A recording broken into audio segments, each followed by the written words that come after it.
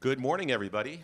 Thank you for being here today at the Cape Cod Community Media Center for the Cape Cod Technology Council's first Career Innovation Day. My name is Bert Jackson. I'm president of the Cape Cod Technology Council. And my duty today is to introduce our program director and past president, Paula Hersey, who's going to be moderating our panel today. Paula? Welcome.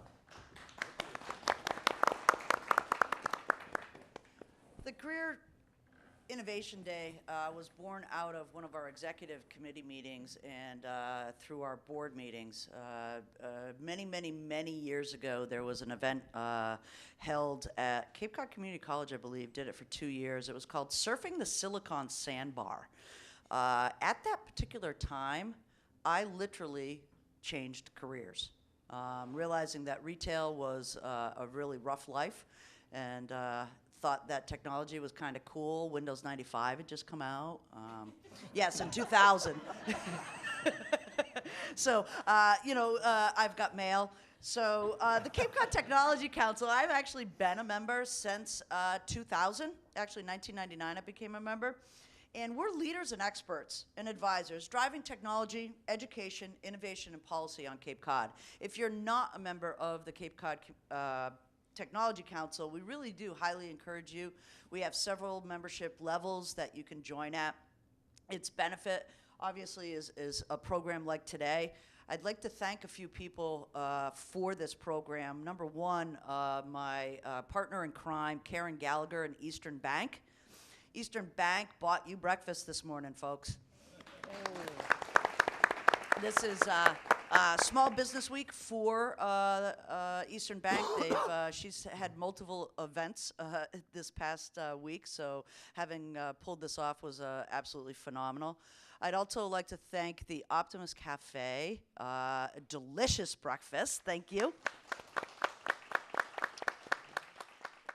And I'd like to thank our First Friday series sponsor, Open Cape. Open Cape has sponsored our First Fridays for this past 2 years. It allows us to do some innovation things that we wouldn't normally be able to do for First Fridays. Additionally, I'd like to thank my employer, Cape Cod Community Media Center. This was a feat for us to pull off. If you have ever been in our studio on a regular weekday, seeing it today kind of will make your mind explode. I know Terry is probably a little tired right now, but his unfailing leadership as well as our staffs made this all possible here. So thanks again.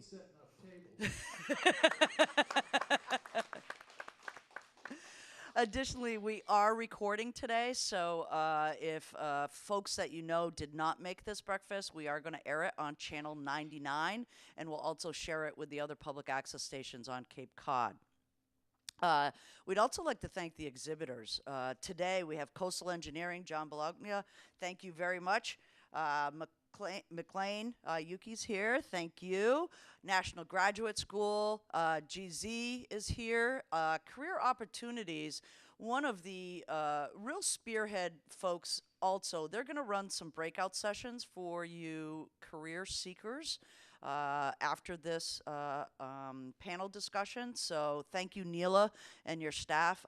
Fantastic working with you folks as well. And then we also have Convention Data Services. So let's get started. We have 3 panelists with us today.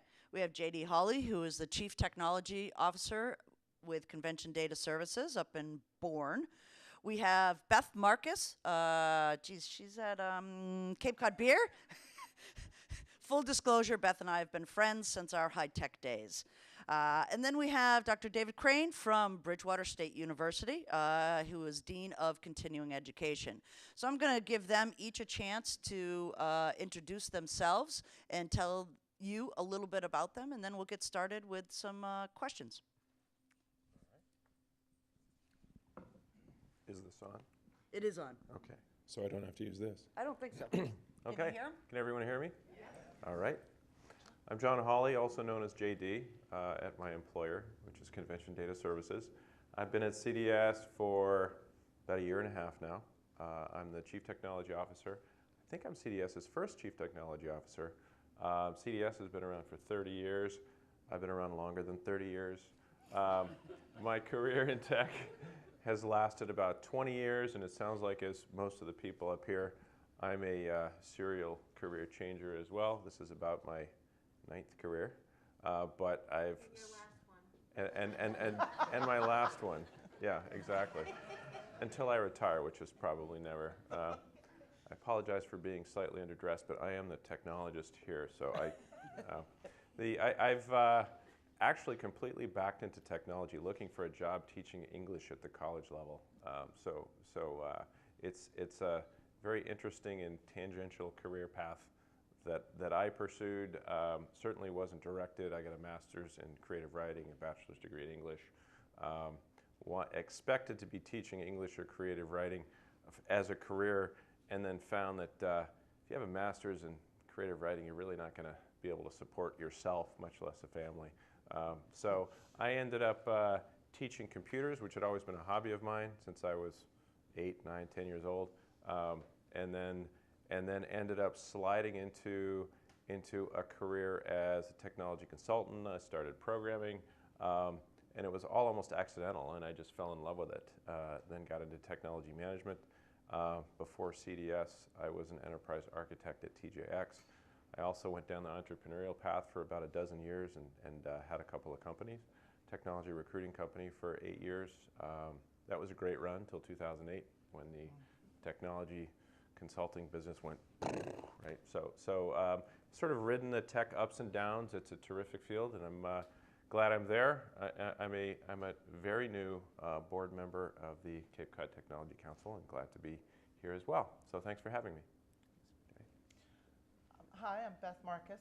I guess I would consider myself a serial career changer too. I never really thought about it that way. I started out right out of college working as a financial auditor for Philip Morris, and ended up being the only person who understood Lotus 1-2-3.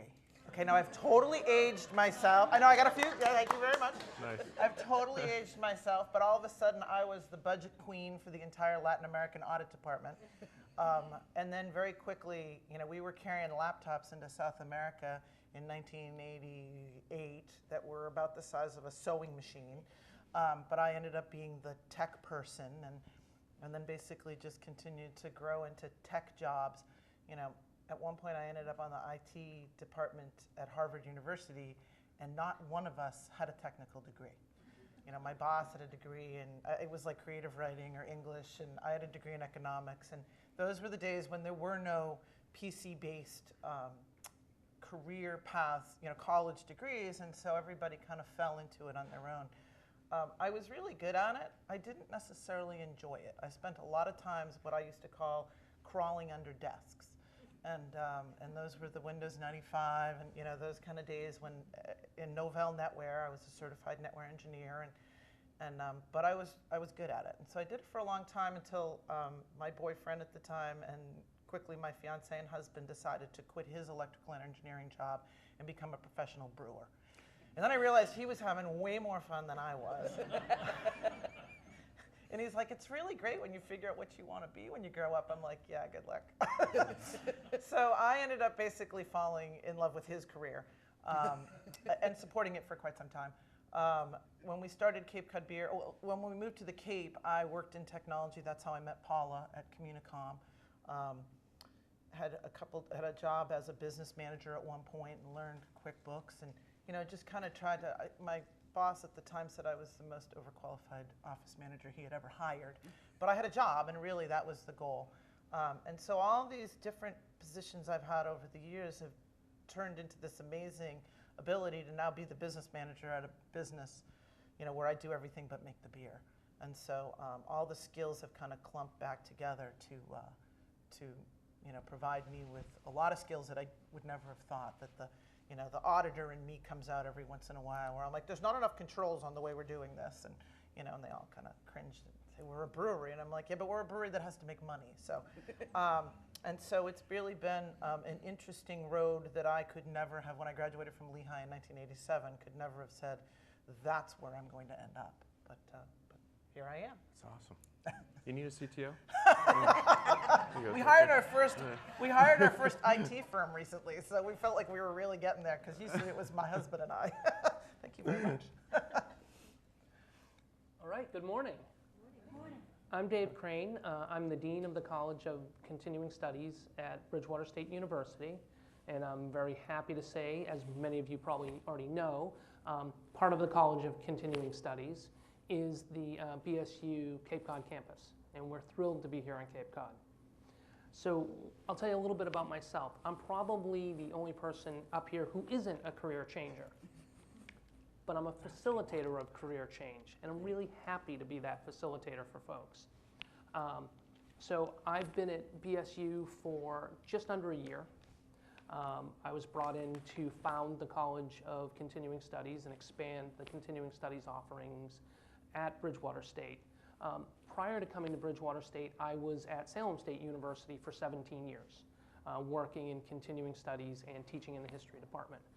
By academic training, I'm a medieval historian, so I might even have a more obscure academic background than everyone else up here.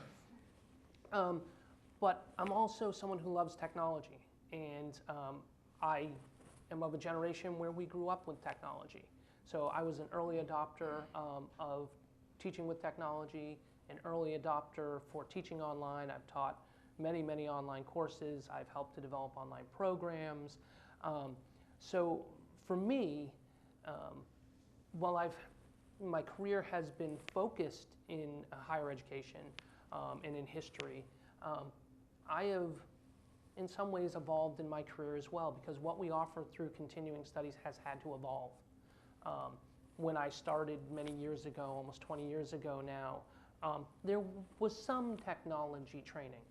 Things like Lotus 123 and the new Windows Office suite.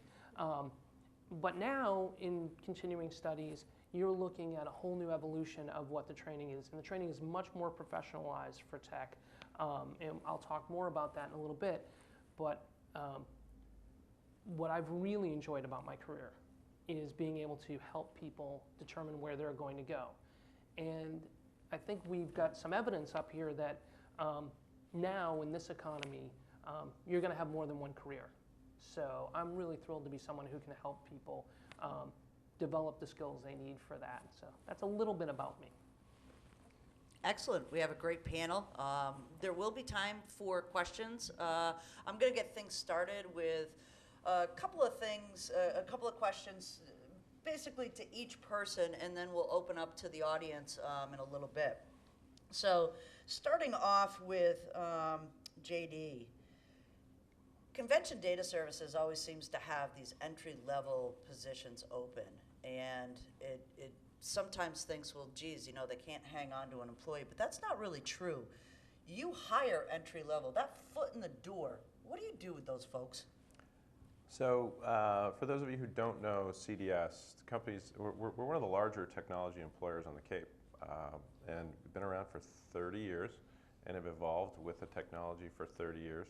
And we provide, basically, it's registration services for conventions, for trade shows and associations around the country. So and it's lead retrieval as well. So we basically make this software that powers these conventions, and we do about 150 of them a year. So the range of positions that we have at the company is really broad. So we'll bring in people. Our call center is a terrific feeder.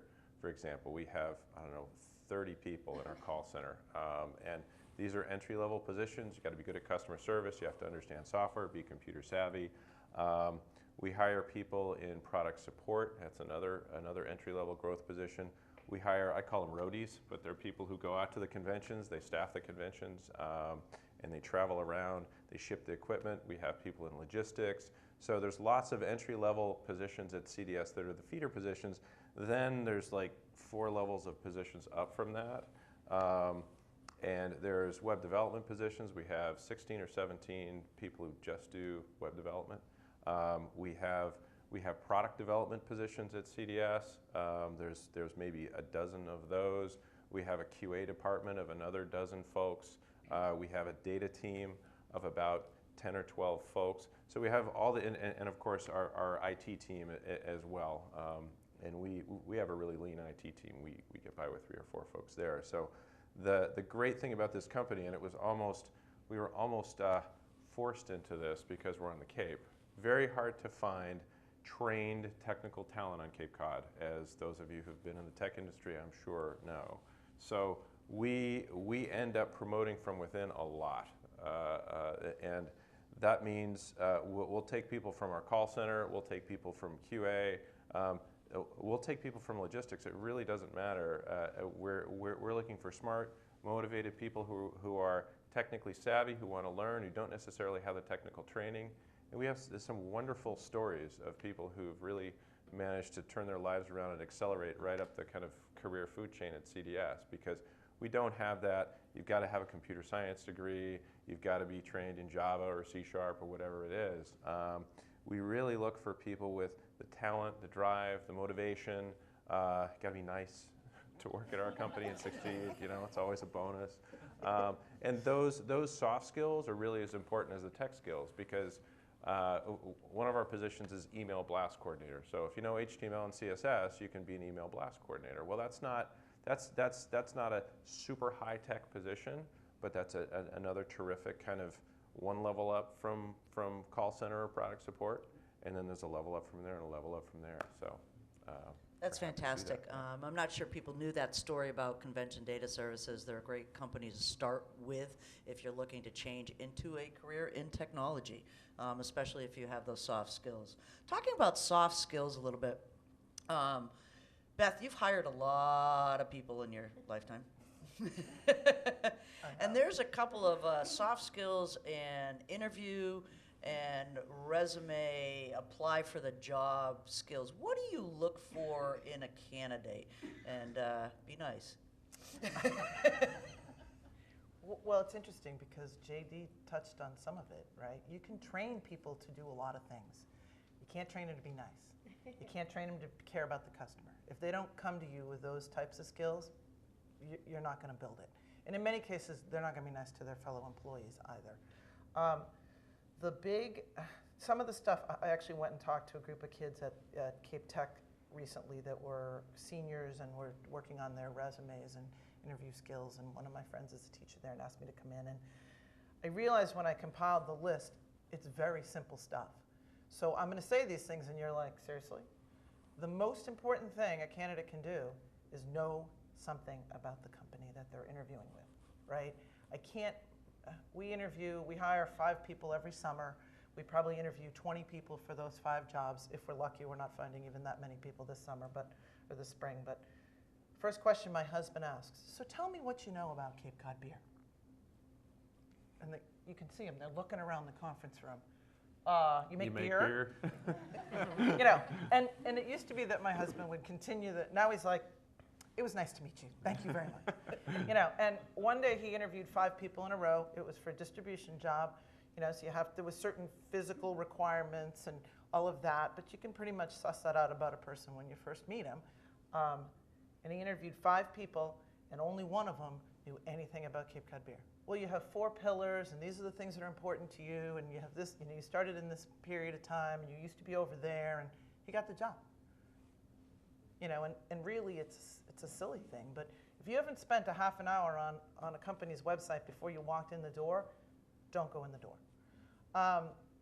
There's some really crappy looking resumes out there. I've gotten resumes, you know, people like copy their stuff from LinkedIn and paste it into a email. Really, if you don't care that much, then I don't care that much. I've had people text me trying to get a job. Yeah. To which I had to write back, are you asking me for a job? Because it wasn't that clear. And what I got back was, yup. We didn't go much further than that. And you know, so those 2 things, making sure that, you know, what you're sending in looks professional, and making sure that you know something about the company. Those are the 2 most important things. It also does matter what you look like when you show up. You know, flip-flops, even though it's Cape Cod, are never appropriate for an interview. We get a lot of that, and you're like, yeah, you're going to work around kegs. You're going to be like 4 less toes if you're not careful. And so we just, some of those things, we had people show up in suits and ties and then apologized, which we're like, nope, good, bonus point for you. And so those are some of the sort of silly things, which seem like common sense. But if you can do those things, and then, it's really about, and have decent references. Like, that seems like a silly thing to say too, but we find a lot of people, you call their references, and we just had this happen. Yeah, we fired him. Oh, okay, thanks. Click. Or references that won't call back. So you've called the references 3 times and they're not calling back. You, the candidate, should be picking different references. And if they all have your last name, not a good sign. Excellent, Ben. And you were nice. Yeah. I'm not joking. I mean, I do like humor a lot, but these are serious. This is exactly what we're seeing, and it's sad. We also try to do. We have a real hard time hiring people that come with like professional brewing skills, and so because we've moved a lot of people here, and it's hard. You can't move anybody here this time of year because there's no place for them to live. If you haven't already found your summer housing, it's a little bit desperate right now. And so what we found was we were trying to hire people. We lost a management candidate around this time 2 years ago because he couldn't find a place to live. And we were like, well, we could keep him in our spare bedroom, but that would only last for so long. But seriously, and so what we found was we had to start bringing him in from the very bottom, teaching him. You started as a production assistant. We teach how to be an assistant brewer, and then you become a brewer. And we have 2 people right now in-house that have done that.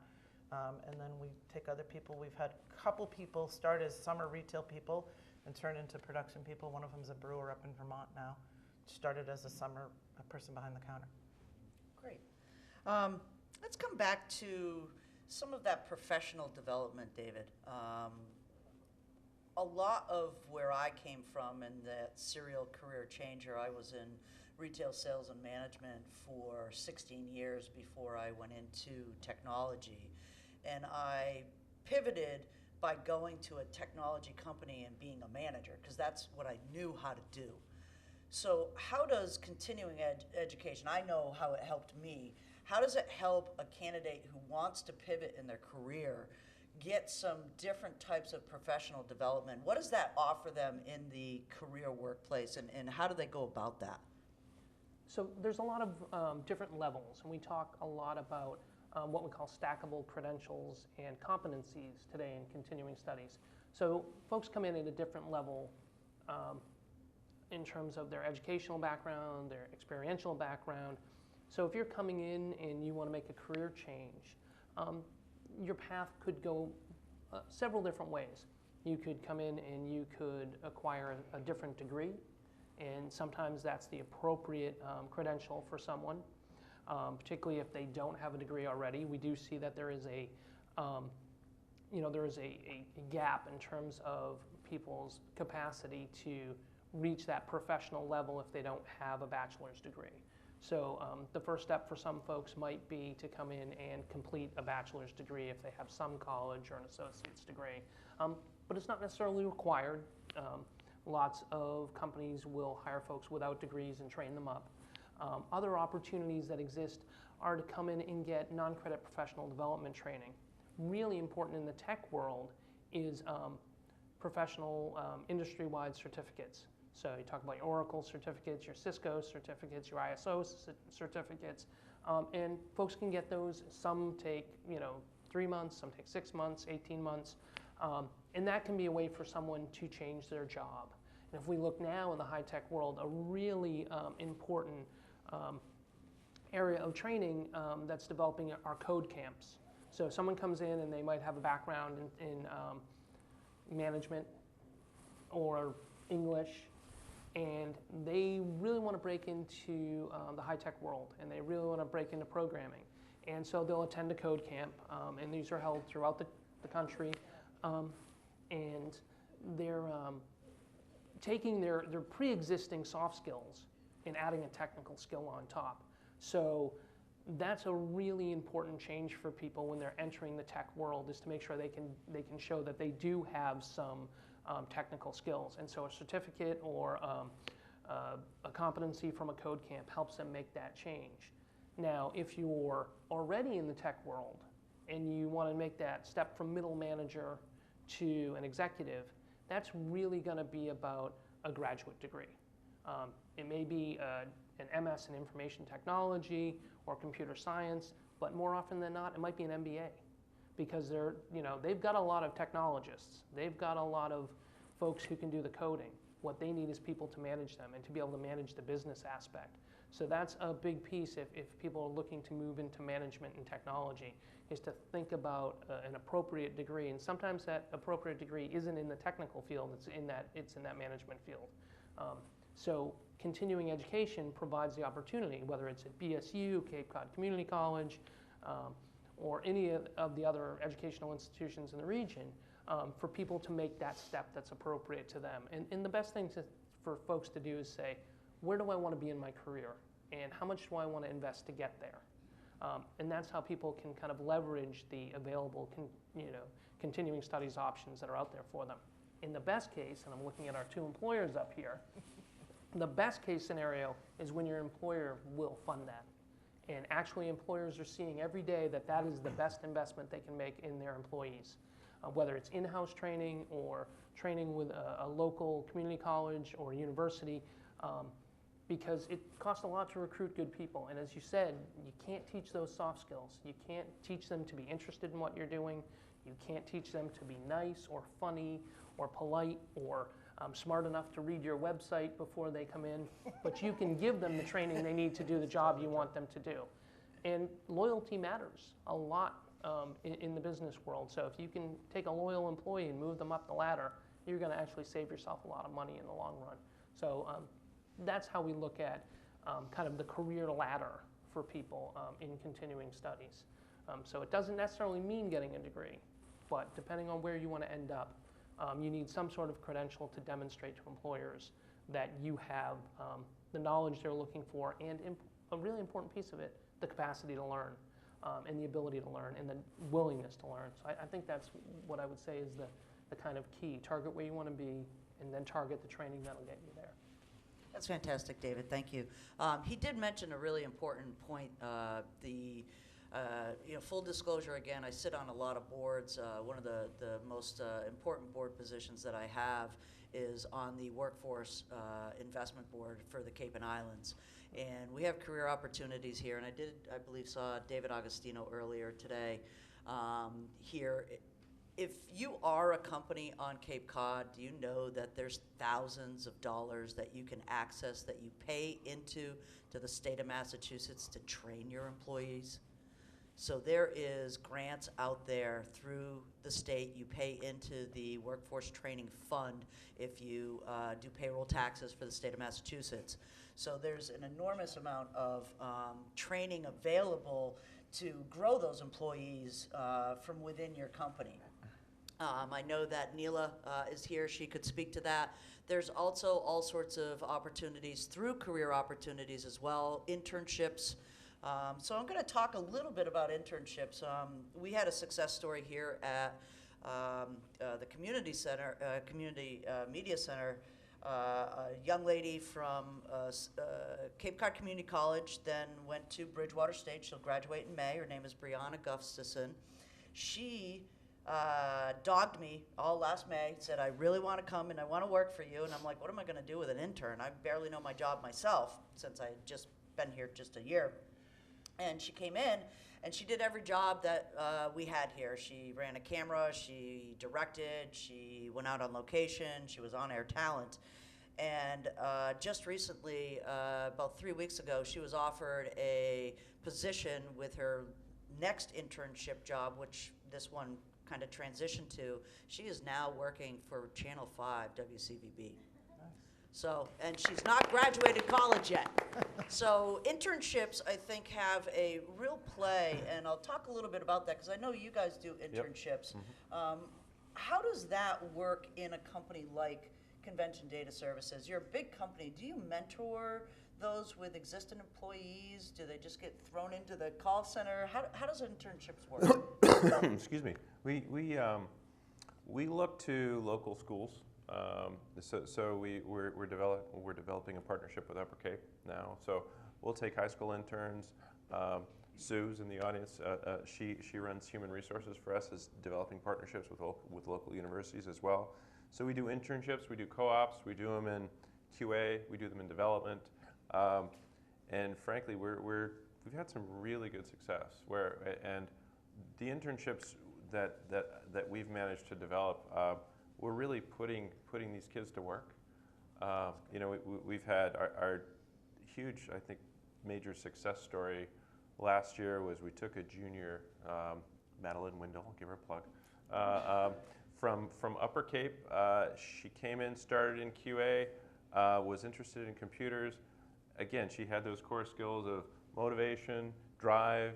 She's nice, she's competent, she's qualified. Did an absolutely terrific job for us and became a really valued member of our QA staff over the summer. So it was an internship. It turned into a co-op. So she's with us all year. She's now pursuing a degree in computer science at Dartmouth. So it's just one of those great success stories. And we asked her not to go to college. So we said we would rather you just come work for us. But no, she's going to go to college and try and better herself.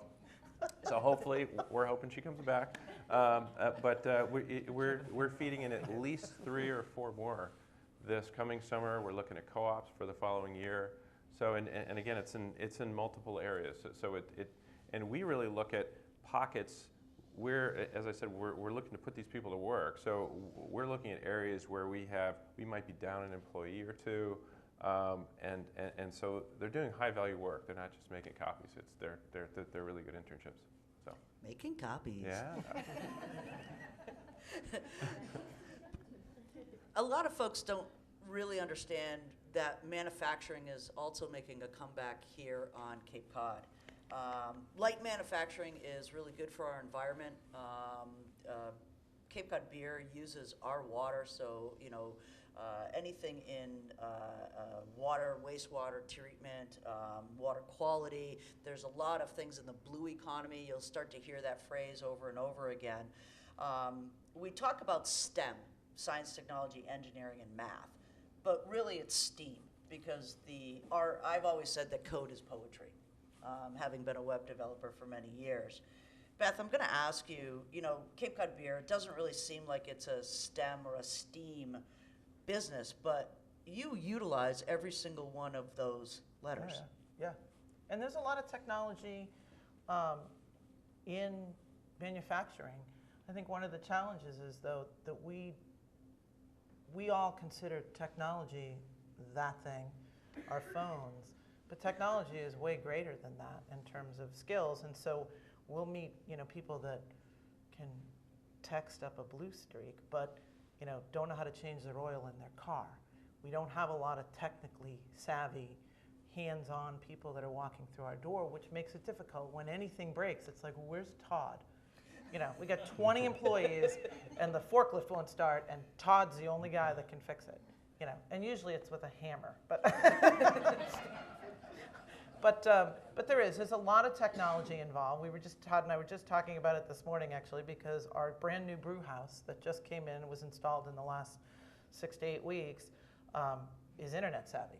And so it's all control panel, that's got a touchscreen control panel, and we can start things, turn things off, all via our cell phones. Even our distribution, our sales system is all run on Android devices and Bluetooth printers, and so there's a lot of technology involved with everything we do. And then of course you have to wrap it all in this beautiful marketing, art-driven, soft skills sort of concept, which is you not only have to make good beer, but you have to be engaging to people, and they have to want to buy your product.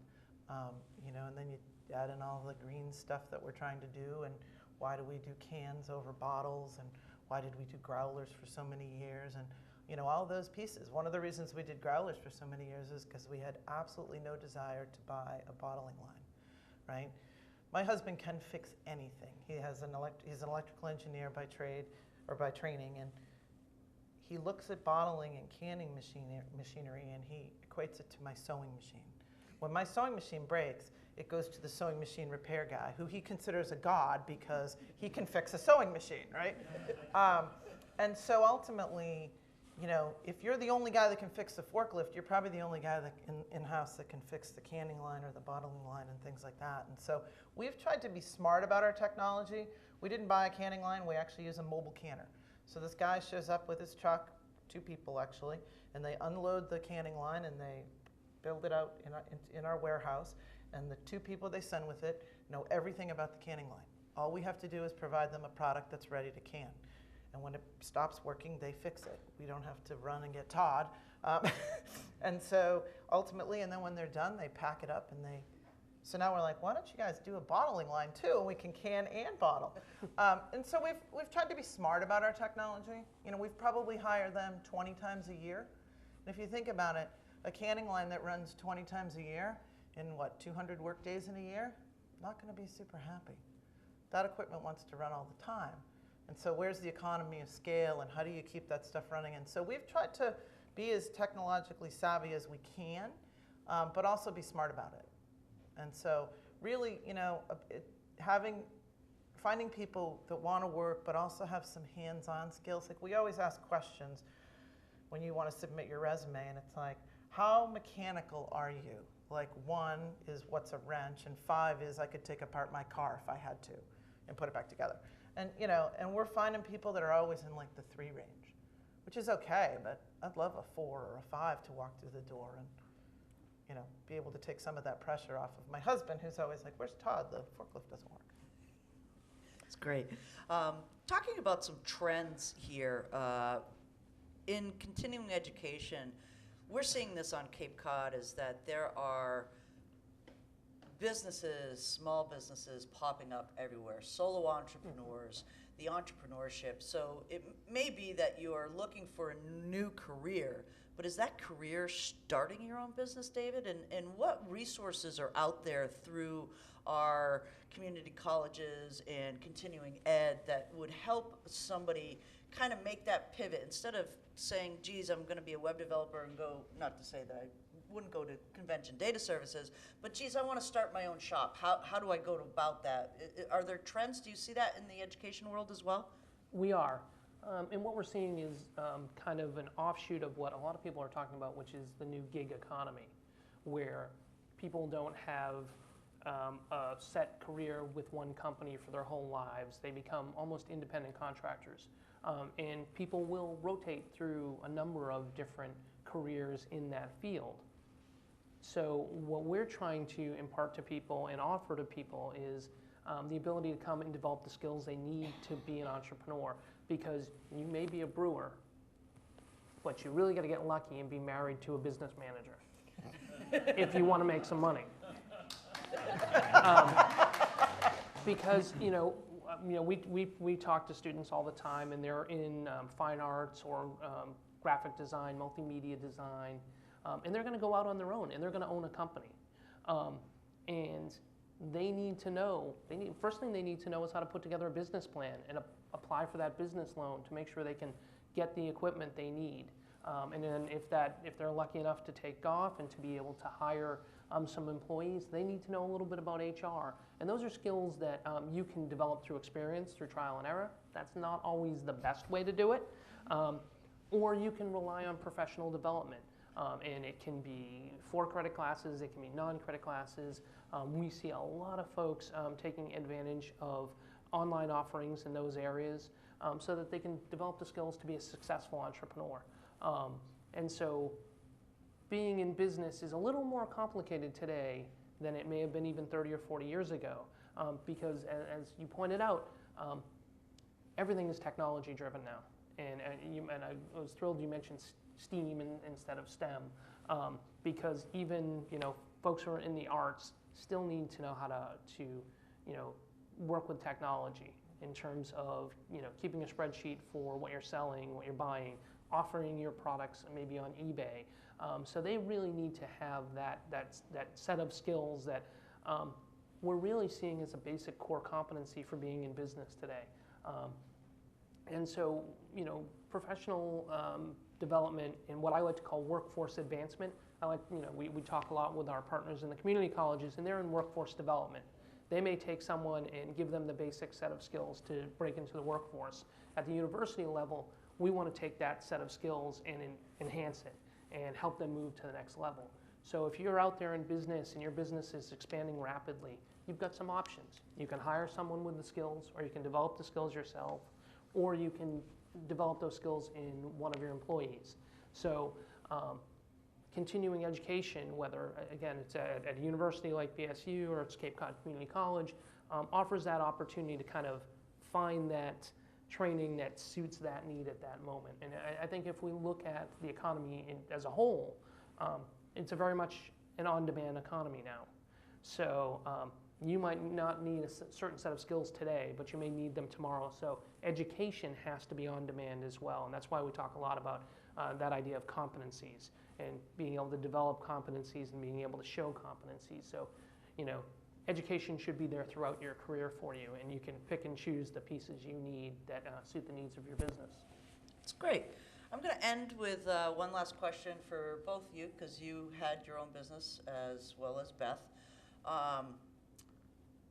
There's that point in time, because I've done it myself, that you take that leap of faith, that you say, I'm not going to work for the man anymore. I'm gonna go and I'm gonna hang my shingle out.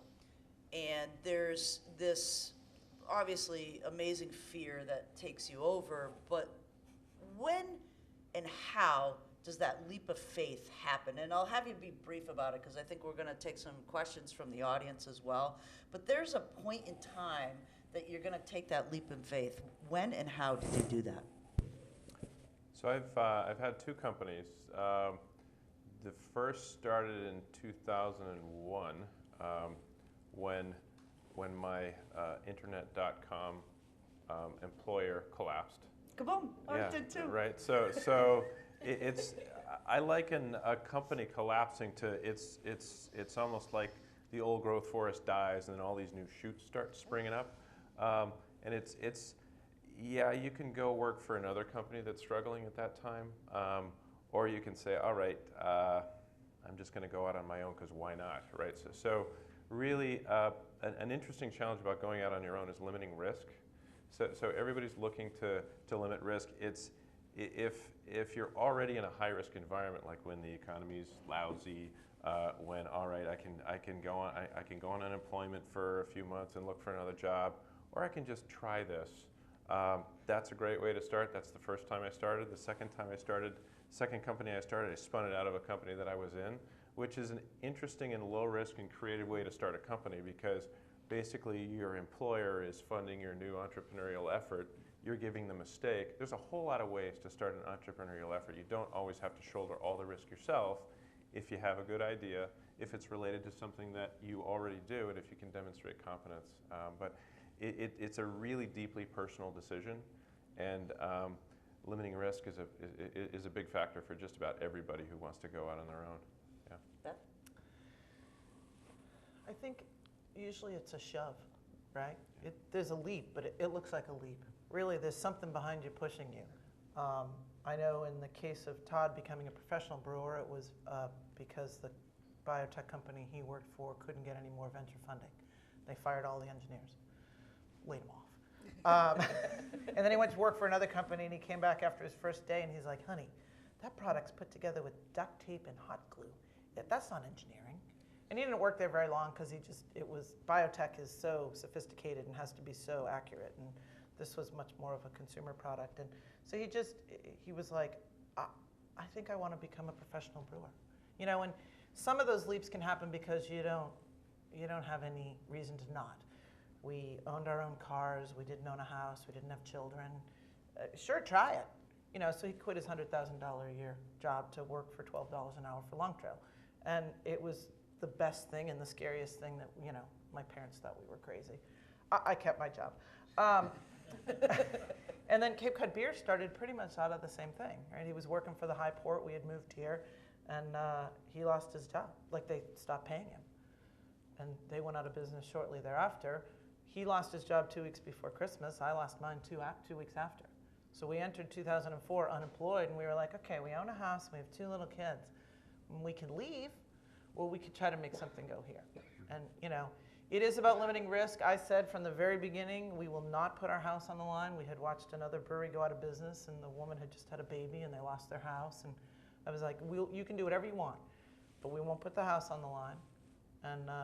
And so we've always grown it really, you know, small and with family and friends' money. And we started really small and just kept kind of growing it because it was what risk we were willing to take on.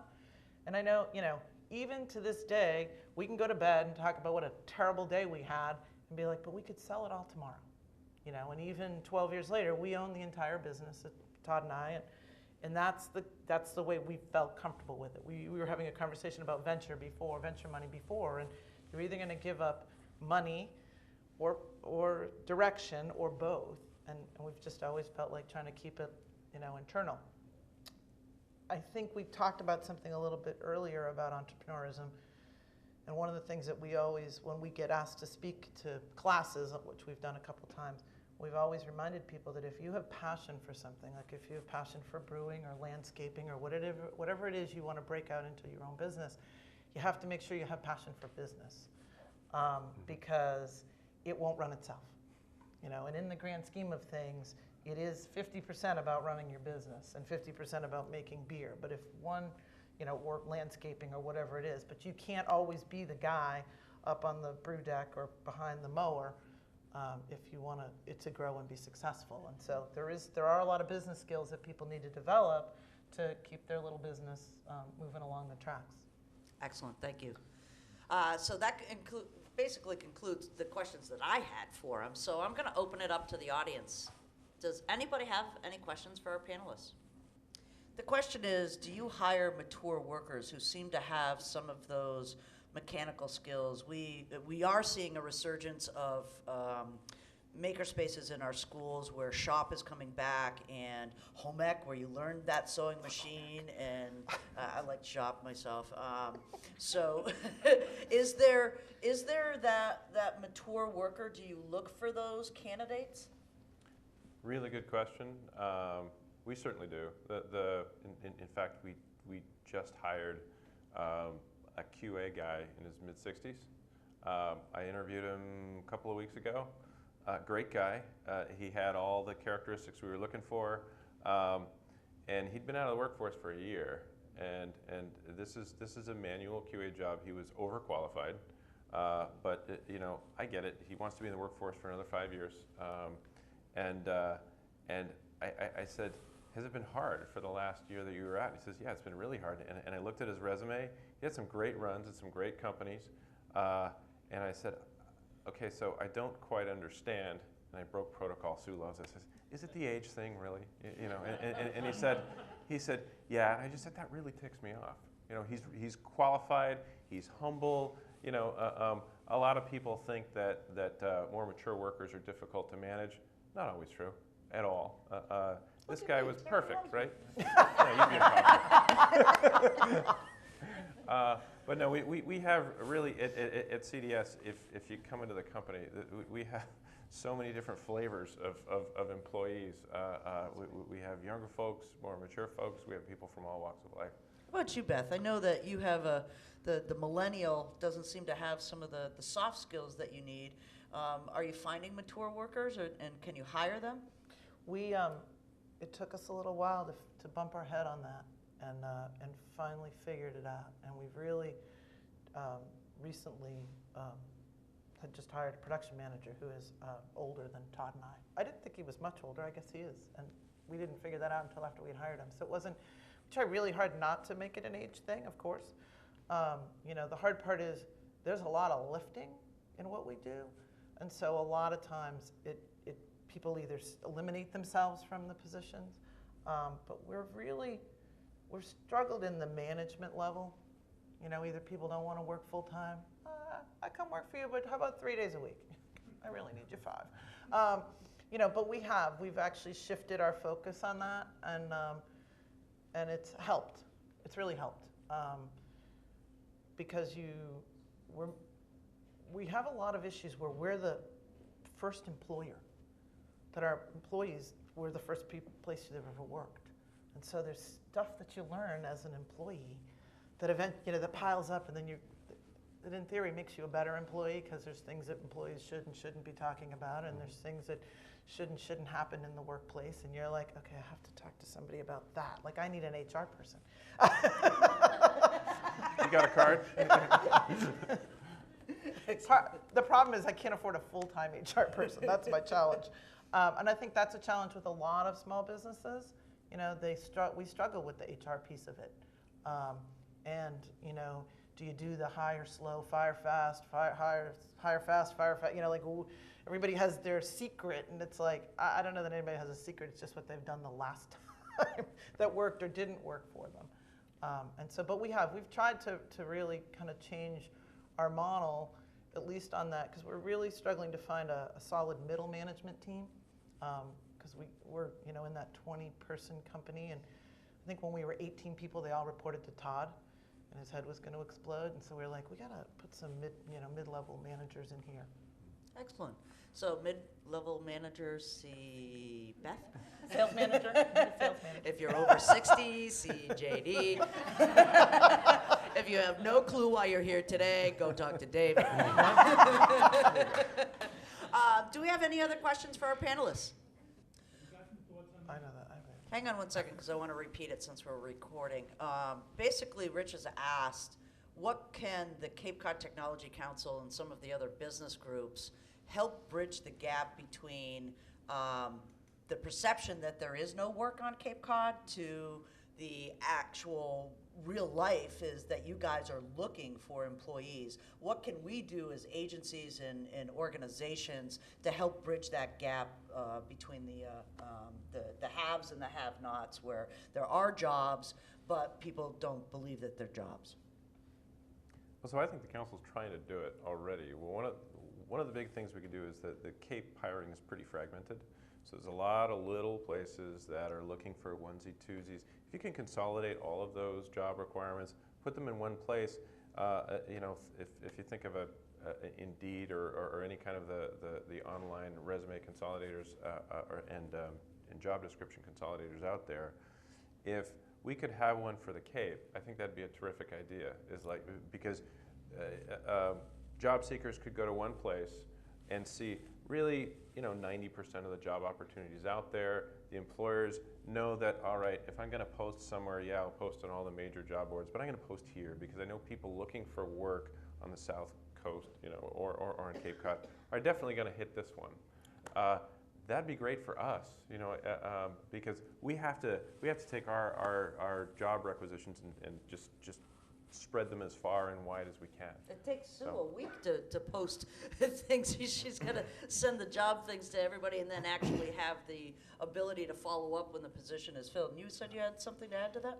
Solve our housing crisis. That is the it's a huge million-dollar question. We have 20 employees. Most recently, I had 3 living in New Bedford, right? So, ultimately, then they don't feel part of the community, but you can rent in New Bedford for way less than you can rent here. I think from a technology point of view, I don't think Airbnb is helping us, right? Because I could rent my house out in the summer for $1,000 a week for 12 weeks and make the same amount of money if I rent my house out for $1,000 a month for 12 months. So why wouldn't I just go for the quick cash and have it be empty, or make it a winter rental? And it's a problem, and it's a real problem as you try to hire sort of that mid-level manager. It's one thing if you're hiring an entry level. We have a new guy that just moved here from Brooklyn, and he's living in a little apartment on Main Street in Chatham, and it's great, but it's a 1-bedroom or a studio, and so you move somebody who's a mid-level manager who has a family, and now it's a totally different story. And so that's been the thing we bump our head on the most, and most of the business owners we've talked to are buying properties and renting them to their employees. Now, we've had employees live together before, not advisable. Not advisable. Excellent. But so that, for us, that's one of the biggest things. Neela, did you have your? So Neela had just suggested for the employers that are in the room today We, as the Tech Council, do have a small job boards for our members. It is restricted to our members. But there is a regional job board through the Career Opportunities, and you can become a member of the Career Opportunities. There'll be more information after this. You can sit and talk with Neela and her staff here. If you're an employer, there's training funds. There's lots of things that you can take advantage of that, the job board being one of them. So I'm going to thank our panelists because we've got a little bit more of a day, and I know that a lot of the talent seekers here are looking to talk to the folks that are come to explore jobs. Again, we have Coastal Engineering, McLean Research, National Graduate School is here, David from Bridgewater State, JD and Sue from Convention Data Services. We have GZ here as well. And who am I forgetting? There's one more. Career Opportunities is going to do 3 breakout sessions as well. So for those career seekers, you heard Beth talk about resumes. I know that's one of their pieces today. Interviewing skills, and there's a third one that just escapes me right now. So a big hand of applause for JD, Beth, and David. Thank you. I'd like to thank you again for helping us launch this first inaugural Innovation Career Day for the Cape Cod Technology Council, and hopefully this will become an annual event. Any feedback on the event, please see myself or Bert Jackson or our member chair, our vice president. I believe Bill Kelly is here as well. We would love to have you as a member if you're not already, and thanks for coming.